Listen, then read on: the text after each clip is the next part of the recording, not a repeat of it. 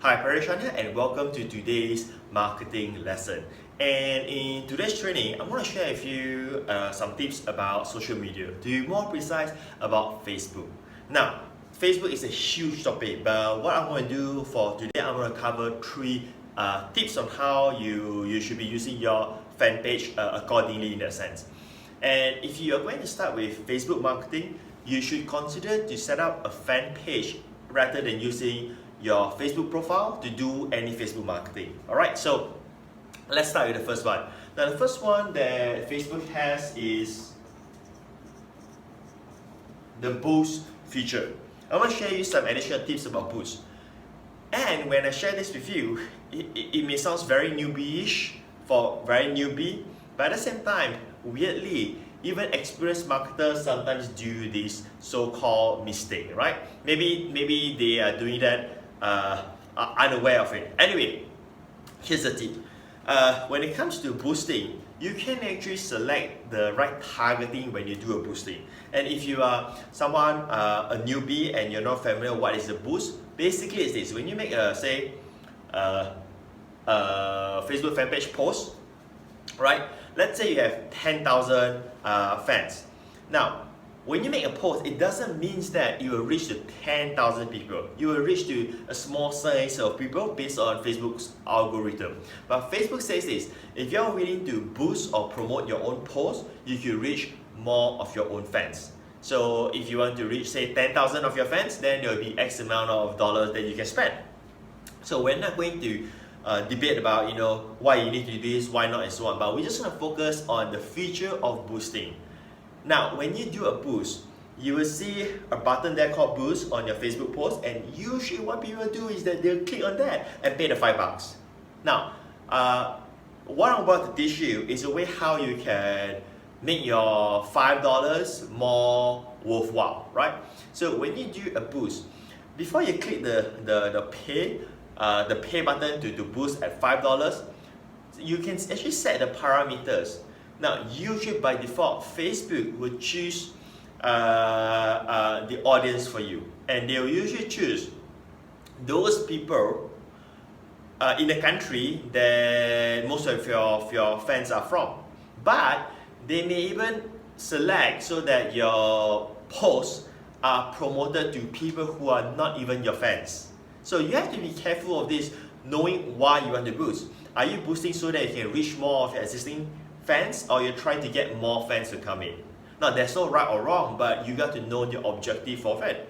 So I could make a fan page post, and my purpose, my objective is to make sure that my existing fans sees it, because it could be a promotion of a new product perhaps.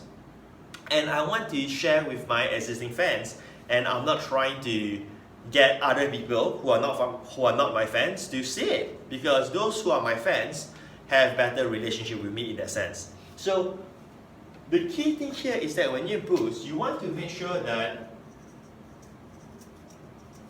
you want to perform targeting. Targeting is that you don't choose whether targeting to all your fans or none of your fans, and then you want to choose which country of your fans are if you are, say, a local business. If your business is demographically restricted, let's say you open a training business or a cafe, right?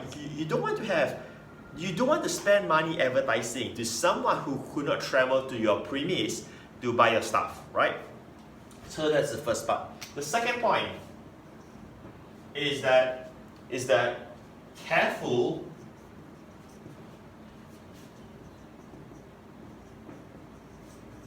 when you build your fans. So there will be those people who come to you, say a consultant and so on, and say, hey, let us help to build up your fans. Let us, let's say you have, say, 100 fans, right? And these are real fans. And they say, hey, you know what, we can give you 100,000 fans. And then say, well, this is a good deal, right? So you say, that's fine, okay, let's just go with it. Or maybe you see some website selling fans to you. Now, it's very important that you build your fans the right way if you want to build fans. Or should I say build likes in that sense? Likes, L-I-K-E-S. Let me put it this way, right?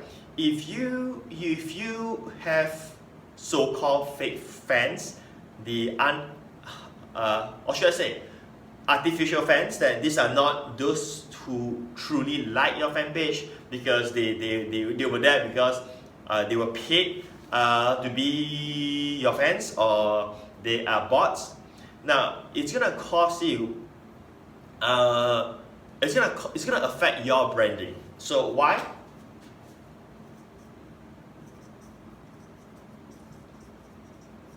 It's going to affect your brand badly. Because each time you make a post, you're not going to have engagement simply because they are all not real people. Now, if you don't have an engagement, assuming that you have, let's say you have 100,000 fans, and you could have that if you buy the fans, or you have bots to become your fans, right? You could achieve that. But here's the problem. Let's say you have 100,000 fans and they are not real. And maybe you have 1,000 real fans, right? Now, when you make a post, if you have 100K, logically, if these are real fans, you should get a lot of engagement, right? You get likes, you have comments, you have shares, and so on. If you don't have any of those, now this 1K of fans will start to abandon you because they say, hey, this guy, he is not being real. All of these fans are not real, and I thought they were real, and that's why I become their fan, and so on. So in order for you to cover up this so-called problem, what you do? You end up continue to boost. Because if you stop boosting, or you stop promoting your post, your secret will be exposed. Because if you make a post and you have 100K fans and you only have 3 likes, what is that telling you? What is that telling everybody else? It's telling you, hey, this can be real. I mean, let's take a celebrity, let's say Vin Diesel, right? When he make a post, you will see thousands of likes, share, and so on, because these are all real fans. You know Vin Diesel, right?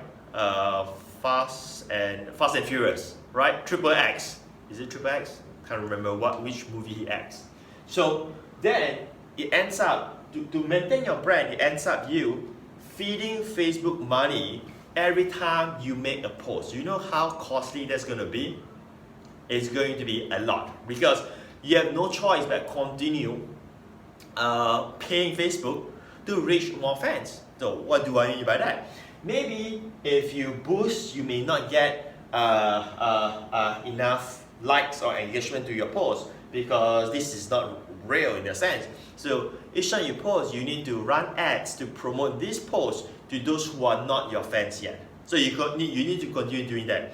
Is that wrong? That's not wrong. The point I'm trying to say here is that you have to be careful when you build your fans, because you're gonna spend each time you make a post, even though if you have nothing to offer or nothing to sell, which means that there are times that you make a post and there's just no monetization opportunity in that post, and you couldn't get back your ROI. But you know, you can debate with me all day long, and it's called branding, all this kind of stuff. It's up to you. I'm just sharing with you real marketing lessons here. But if you otherwise, then that's okay. And of course, all of the agencies will tell you that this is okay because it's for branding, and they may be right. I mean, who am I to tell you? I mean, I didn't go to like Harvard University or something where they teach.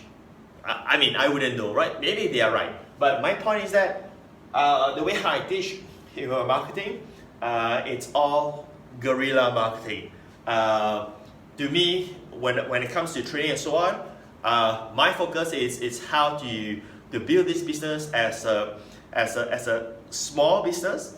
Doesn't mean that you're making little money. Small business, as in how you leverage on the internet and generate lots of money, right? But every single action taken should have somewhat ROI in that sense, okay? Because you know you're spending on your own dollars and so on. You're not going to get investors, to give you money for your fan page and so on, unless you run a totally different kind of business. The third point, okay? The third point I want to share with you about Fanpage is actually the same as this, but the other part is that, right? You need to be careful so that I do not know how to spell manipulative. Manipulative, is it? I don't know how to spell that, right? I'll figure that. Sometimes you have this state where you can't remember how to spell things. Okay, this is one of those moments. So for instance, right, I have tools, I have software where I can enter, say, a Fanpage URL, and the software will tell me where are these fans are from. All right. So like for instance, I know of a ClickBank guru marketer where he boasts of having 400,000 fans, almost 500,000. And of course, by using that, it builds a very strong brand for himself, and that probably helps him to sell his products, right? And that's great. Again, it's all branding. But when I put into my software, I found out that the fans are from India, Nigeria, Nepal, and Africa. Now, there's nothing wrong with those countries, so I don't want you to go into judgmental, saying and being biased to those countries. I'm not referring to that. But I have a feeling that these are not real fans. I have a feeling about that, right? So all of these fans are not real. Now imagine that you are building a brand. You are an expert. And eventually it leaks out and realize that, hey, your fans are not even real, that you didn't really build that. This is all purchased fans. Now that's going to hurt your brand in return.